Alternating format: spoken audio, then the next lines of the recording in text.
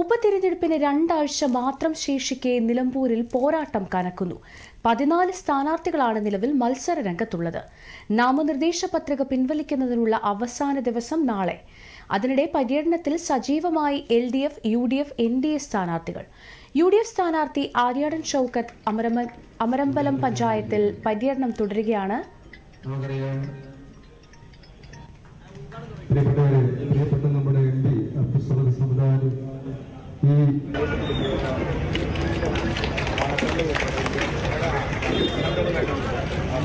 നമ്മുടെ ബൂത്തിന്റെ ചെയർമാൻ വിശ്വനാഥൻ സ്ഥാനാർത്ഥി മുതിർന്ന കോൺഗ്രസ് നേതാവുമായ ശ്രീ VP കുഞ്ഞാലി.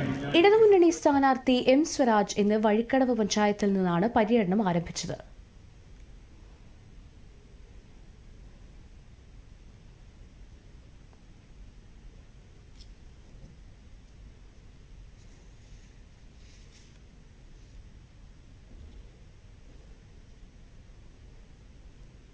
അതേസമയം മുത്തേടം പഞ്ചായത്തിലെ വീടുകൾ കയറിയുള്ള പ്രചാരണത്തിലാണ് NDA സ്ഥാനാർത്ഥി മോഹൻ ജോർജ്.